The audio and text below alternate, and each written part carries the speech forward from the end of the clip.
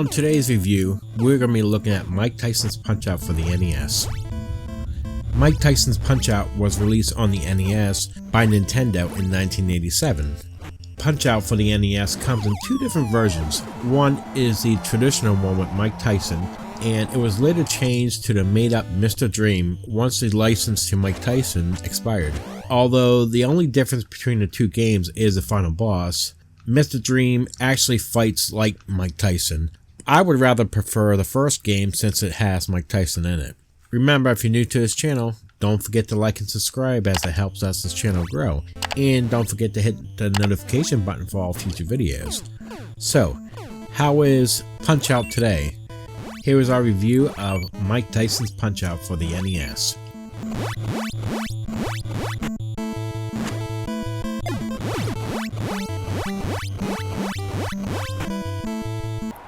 Although it is a highly uplifting tale of the underdog, similar to many that have been utilized in the Rocky movies, it is also pretty straightforward.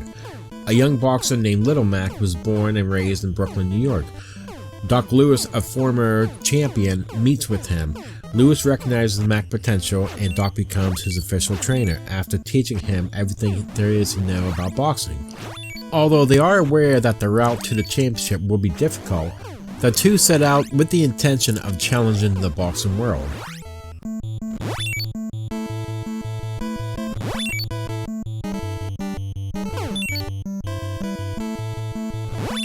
In each fight, Mac is positioned at the bottom portion of the screen.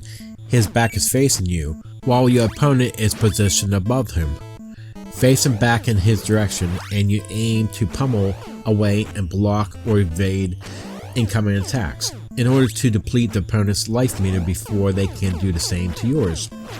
Each fight goes for a maximum of 3-minute rounds and can be decided by TKO, the opponent failing to answer the 10 count after being knocked down, or the fight being decided on points if it goes the distance.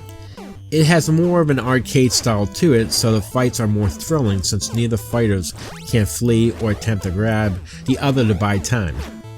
The control for this game is easy to learn and master, and super responsive with Mac throwing punches and moving the very instant you press the buttons on the controller. With A and B, you'll throw right, left body blows, or by pressing them while holding up on the D-pad will throw jabs at the opponent's head. By tapping left or right, he'll make a quick sidestep in either direction, which can help dodge incoming attacks. And by pressing down, you can go into a guard stance to block incoming punches, and double tapping down quickly makes him duck. Depending on how well you perform in a fight, you may also gain a star, which in turn allows Mac to use a powerful uppercut by pressing the start button.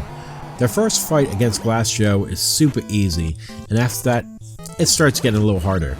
The further you get, the quicker and tougher your opponents become, but the challenge remains consistent, and it still feels incredibly satisfying and rewarding to improve your skills and win each fight. Between rounds and bouts, you'll see Doc giving Mac advice, which sometimes translates into in-game hints.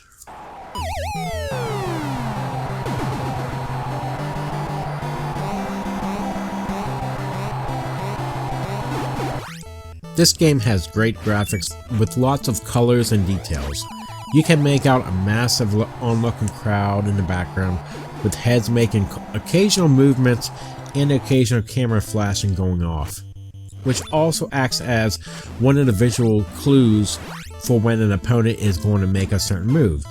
The design of the ring looks great with different colored canvas depending on the circuit in which you are currently competing in. The game boasts some very nicely designed opponent character sprites with some rather exaggerated cartoonish physiques. Mac is deliberately designed to appear much smaller than these guys to further emphasize his underdog status. And other neat effects are the faces that your opponents pull off anytime you land a punch. Even in 8-bit, Mike Tyson bears a very striking resemblance to his real-life counterpart from 1987. And another nice touch was that in the third man in the ring to make the count to declare the winner is none other than Mario himself, complete with a mustache and a red cap. And there's a training sequence that Doc and Mac as they cycle through and jog their way along the road with an 8-bit rendering of the New York City scrolling in the background, and it looks very well done.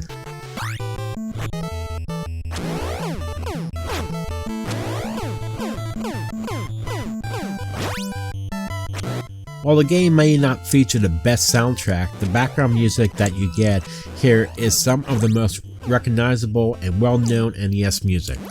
The theme that plays in each main fight is very fitting and accompanies the action very nicely. And the startup and training screen music is also very catchy and memorable.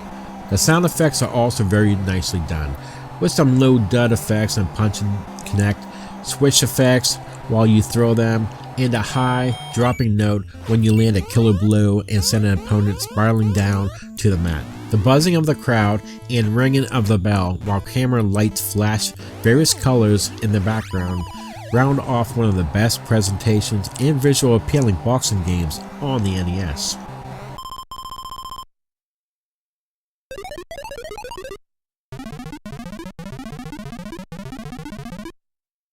Despite some rather limited replay value, Mike Tyson's Punch-Out! Is still a simple, well-crafted, and is just a downright fun game that would not only appeal to boxing fans.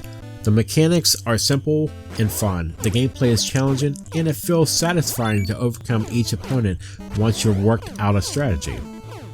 This is just one of those games that every gamer should own.